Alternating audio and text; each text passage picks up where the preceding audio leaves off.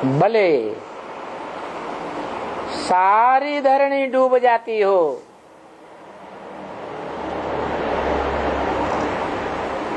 तो फिर शास्त्रों में अविनाशी धर्मखंड भारत को क्यों कहा गया? अविनाशी माने जिसका कभी भी विनाश न हो।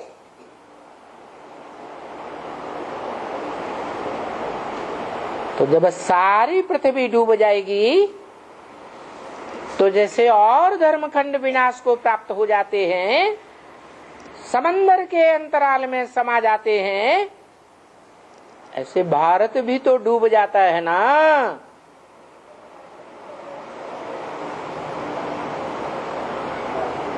सारा भारत डूबता है या कुछ हिस्सा बचता है?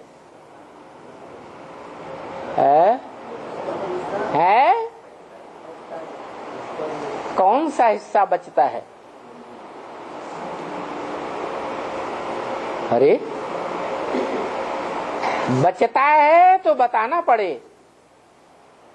वो भारत की धरणी का जो भारत अविनाशी खंड कहा गया है, उसका कौन सा हिस्सा है जो अविनाशी है, जिसका विनाश नहीं हो पाता, जलमय में पूरा डूब ही नहीं पाता?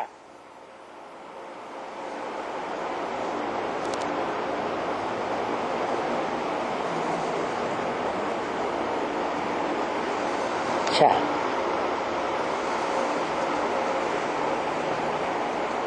जो भी दूसरे दूसरे धर्मखंड हैं, यूरोप, अमेरिका, अफ्रीका, ऑस्ट्रेलिया,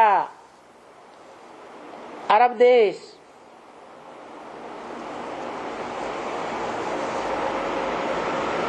उनमें ऊंचे ऊंचे पहाड़ तो है ना?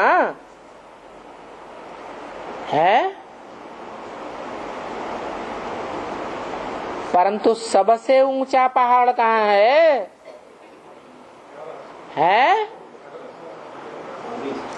भारत में हिमालय पहाड़।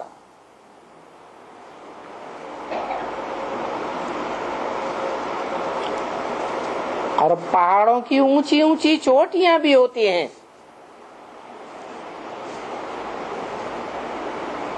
विदेशी धर्मखंडों में न धर्मखंड बचते हैं, न उनके पहाड़ बचते हैं, न कोई चोटी बचती है। सब समंदर के अंतराल में डूब जाते हैं।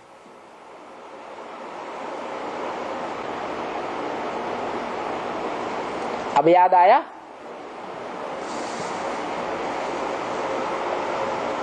नहीं याद आया? ब्रह्म वाक्य है मुरली में,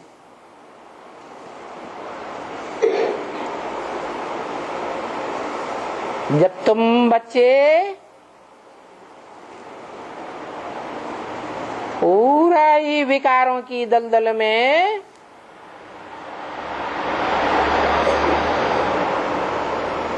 या कहो जलमयी में, क्योंकि जब बाढ़ आती है तो बाढ़ में मिट्टी मिल जाती है या नहीं है? ये देवानी की मिट्टी है जो ज्ञान जल को कीचड़ बना देती है।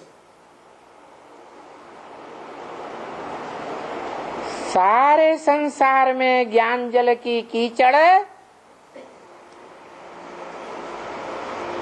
विकारों से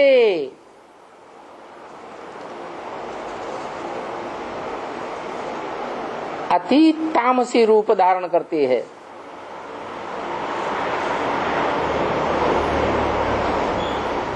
उन विकारों की बाढ़ वाली जलमयी में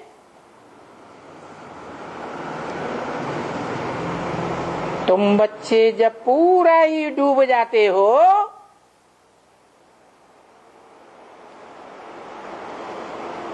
तो मैं कैसे उठाता हूँ? चोटी पकड़ करके उठाता हूँ।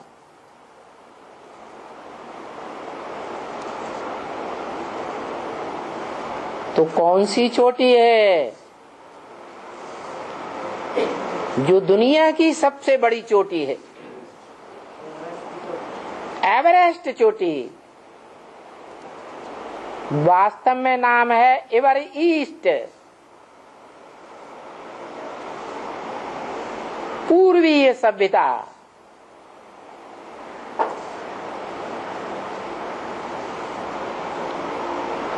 और उसके मुकाबले है विरोधी पाश्चात्य सभ्यता।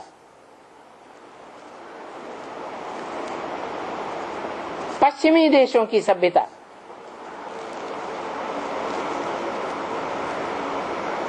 सूर्य कहां से निकलता है?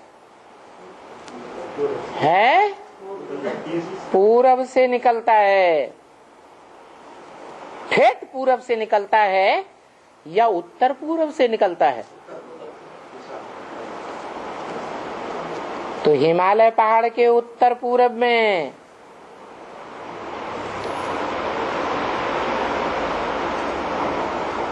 वो एवरेस्ट चोटी है,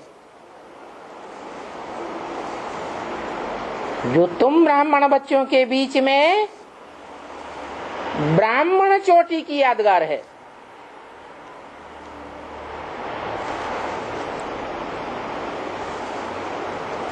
आज भी कोई कोई ब्राह्मण देखे जाते हैं, जबकि सारी दुनिया में पाश्चात्य सभ्यता फैल गई, रहन सहन, पहनावा ओढ़ावा, खान पान फैल गया, तो भी भारत में चोटी वाले ब्राह्मण देखे जाते हैं।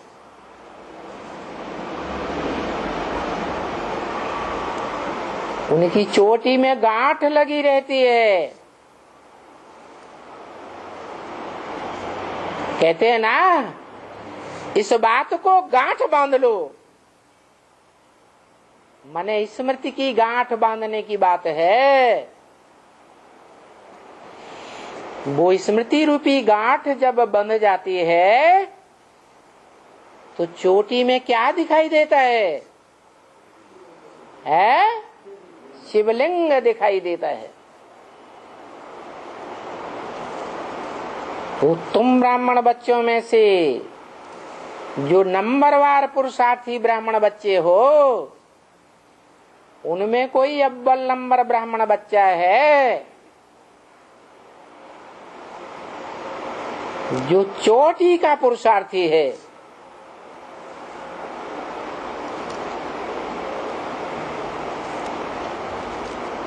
चोटी का पार्ट बजाने वाला है रंगमंच पर, जिसे हीरो पार्टधारी कहा जाता है।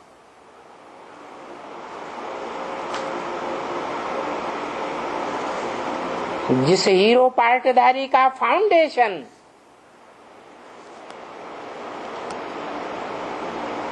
त्रिकालदर्शी बाप आकर लगाते हैं, उस चोटी में स्मृति रूप से लिंग रूप की यादगार बनती है।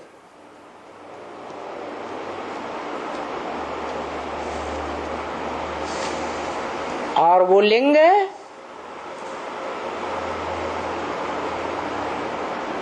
शिवलिंग कहा जाता है।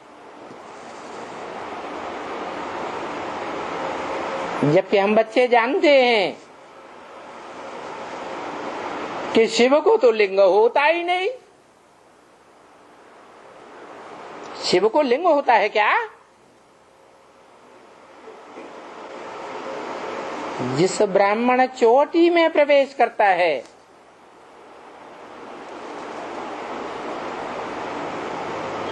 उसमें इंद्रियां होती हैं। उन इंद्रियों के बीच एक ऐसी प्रबल इंद्रिय है जिसके लिए कहावत है काम जीते जगत जीत, इंद्रिय जीते जगत जीत, जिसके लिए शास्त्रों में चित्रण किया गया, कवियों की भाषा में चित्रण किया गया कि कामदेव को भस्म कर दिया।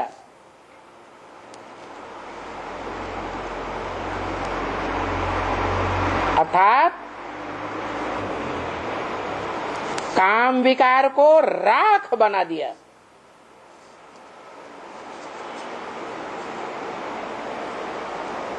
जो ब्रह्म वाक्य मुरली में चैलेंज दिया है, अब देखेंगे कोटों में एक, लाखों में एक कौन निकलते हैं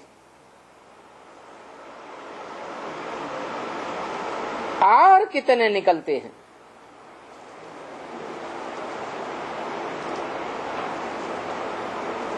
और कौन अपने को राख बनाते हैं।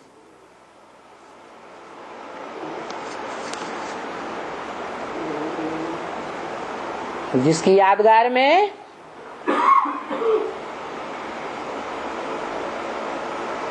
आज भी नागा बाबाएं भस्म रमा के रहते हैं।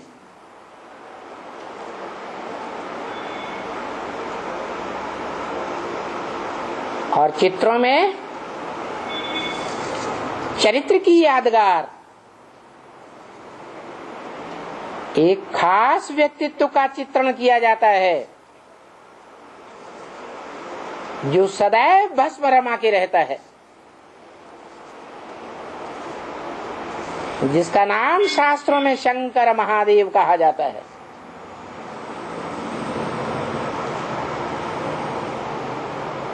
वो संसार में एक ही नाम मात्र है जिसका नाम शिव के साथ जोड़ा जाता है।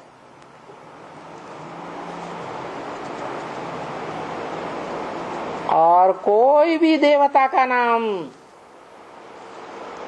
शिव के साथ नहीं जोड़ा जाता।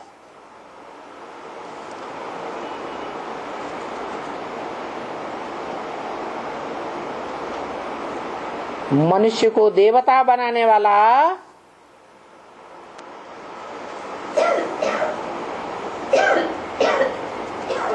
वो राजयोग का पुरुषार्थ है।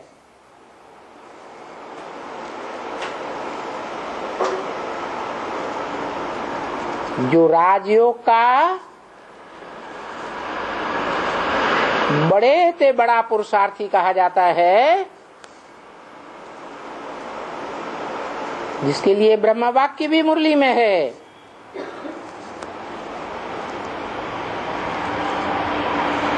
शिव बाबा है पुरुषार्थी, शिव बाबा है पुरुषार्थ कराने वाला। क्या क्या क्या है? पुरुषार्थी भी वही है और पुरुषार्थ कराने वाला भी वही शिव बाबा है। पहले कराने वाला है या खुद करने वाला है? हैं? पहले तो खुद करता होगा ना।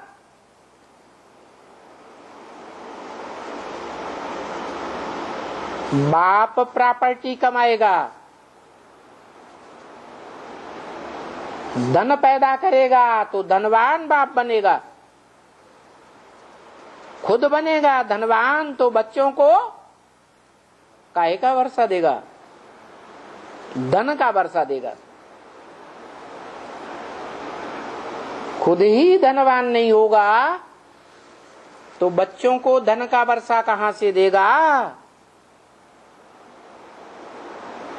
इसलिए बताया तुम्हारी गति मत न्यारी, मना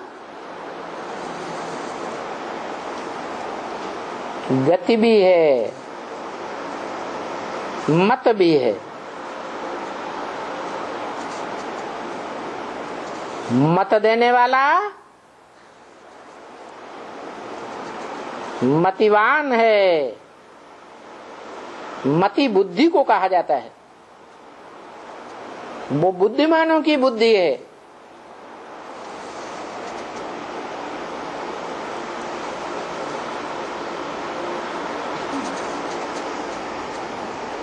वो गतिशील बनाने का रास्ता बताता है।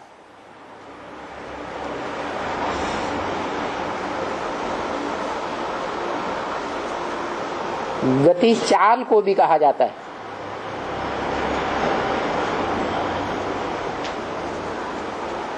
पुरुषार्थ करने वालों की भी चाल होती है।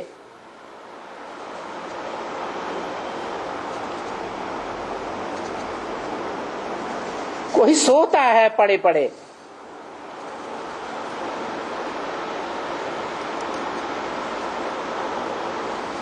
कहेंगे अज्ञान नींद में सो रहा है, पड़ा है। कोई उठ के बैठ जाता है,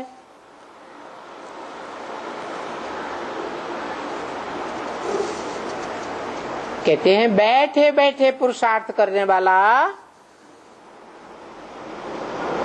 वो तो निष्क्रिय हो गया।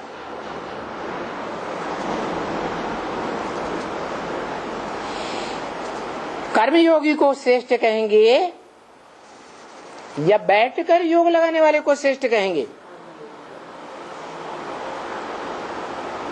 तो जो चल पड़ता है वो श्रेष्ठ है।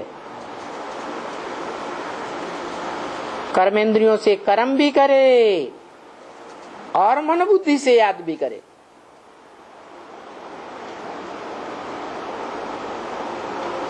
उससे भी तीखी चाल वो जो दौड़ता है।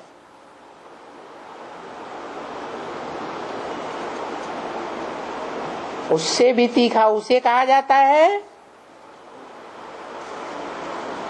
जो दौड़ते दौड़ते ऐसे लगे जैसे उड़ रहा हो।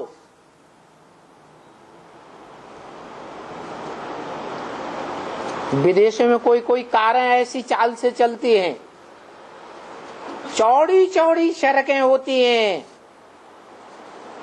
और बड़ी स्पीड से कार को छोड़ देते हैं। दूर से देखने वाले को जैसे लगता है कार उड़ रही है, तो उसे उड़ती चाल कहा जाता है। और उससे भी ऊंची कौन सी चाल है? हाई जंप लगाना। तो बताया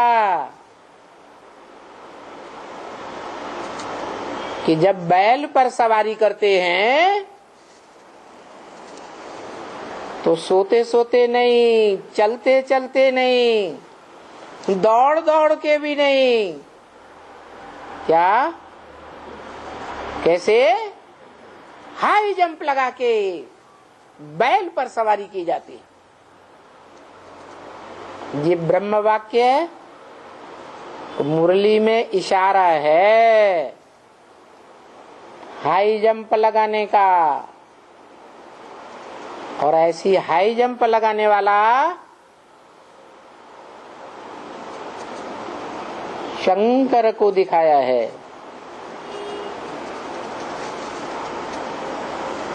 कि जब तक शंकर धीमी चाल वाला है पुरुषार्थ में, तब तक वो हाई जंप लगा करके बैल पर सवार नहीं हो सकता।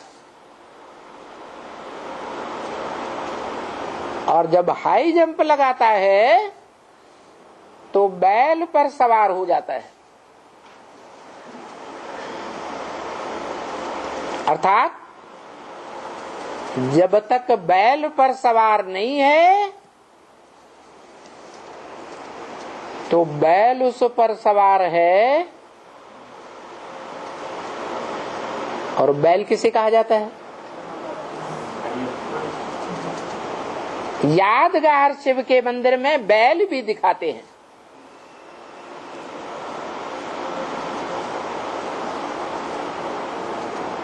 बैल को सदैव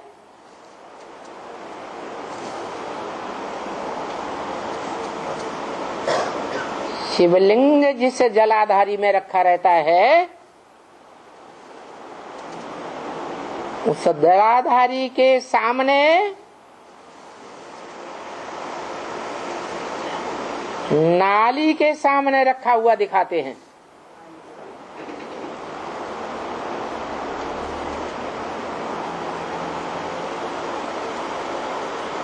नाली के ऊपर मुख है,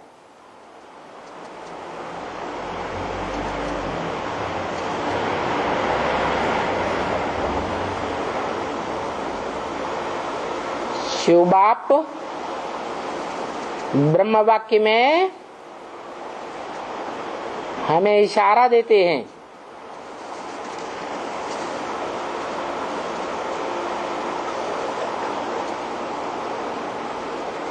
उल्लू की तरह पुरुषार्थ नहीं करना है। बाबा चमगादड़ को उल्लू कह देते हैं। कहते हैं कि उल्लू का मुख नीचे होता है, जमीन की ओर, धरनी की ओर, और बुद्ध रूपी पांव ऊपर की ओर होते हैं। ऐसे पुरुषार्थी जीवन में जिनकी बुद्धि लगी रहती है, कन्याओं माताओं के शरीर की ओर आकर्षित होती रहती है, उनको बाबा ने कहा उल्लू। उन उल्लुओं की सवारी लक्ष्मी को दिखाते हैं। अर्थात कौन हुए उल्लू? जिनकी देह का सुख लेने के लिए दैहिक धंधों में बुद्धि फंसी रहती है।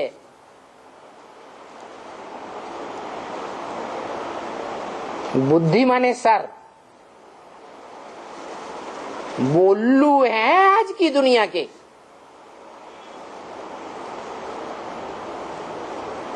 जो ऊंचे ते ऊंचा भगवंत है,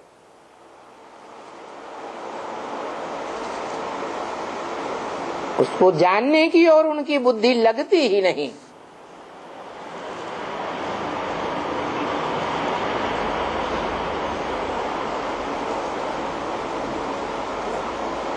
तुम बच्चों को बाप ने श्री कृष्ण का चित्र दिया है, जिस चित्र में श्री कृष्ण के बुद्ध रूपी हथेली में स्वर्ग दिखाते हैं और लात में नरक दिखाते हैं।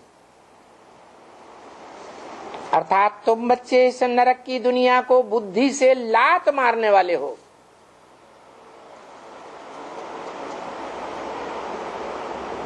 तुम बच्चों को पता लग गया पक्का पक्का कि जो मेरे बाप का धंधा वो मेरा धंधा।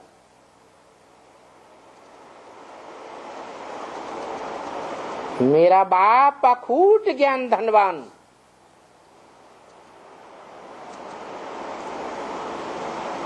मेरे बाप का धंधा ज्ञान का धंधा।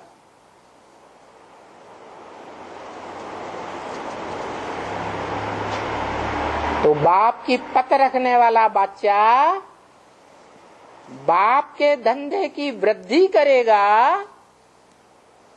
या टाइम वेस्ट करेगा? क्या करेगा?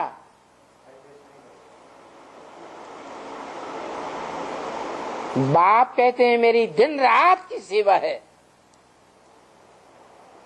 क्या बाप क्या कहते हैं? आराम है हराम।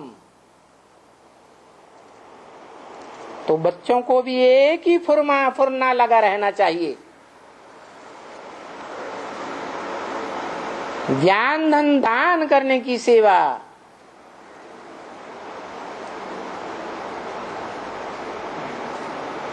ब्राह्मणों का धंधा क्या? ज्ञान देना, ज्ञान लेना। ये धंधा करते हैं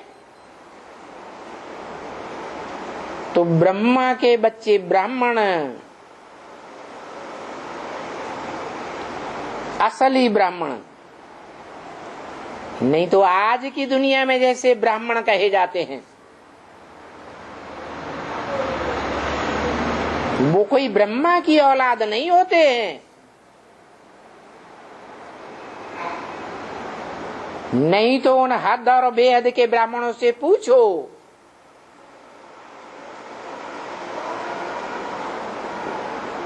ब्रह्म वाक्य मुरली में प्रश्न दिया है, उन ब्राह्मणों से पूछो, तुम अपन को ब्राह्मण कहते हो कि तुम्हारा ब्रह्मा बाप कहाँ है?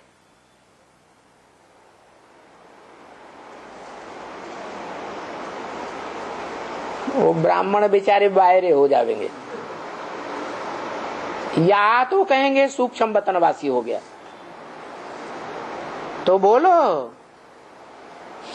तुम्हारा बाप सूक्ष्म वतनवासी, तुम कहां से टपक पड़े?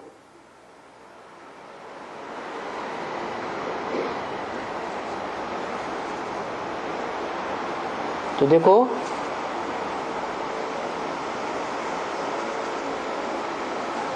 हम बच्चों का तो प्रैक्टिकल बाप है या सूक्ष्म वतनवासी हो गया है या नहीं है? है। भले निश्चयात्मक बुद्धि से हम बच्चे उसे पहचानते हो या न पहचानते हो, लेकिन मानते जरूर हैं। इस सत्य रूपी रंगमंच पर हमको जन्म देने वाला ब्रह्मा बाप मौजूद जरूर है। आज नहीं तो कल हम बच्चों से मेल जरूर होगा और एवरलास्टिंग मेल होगा।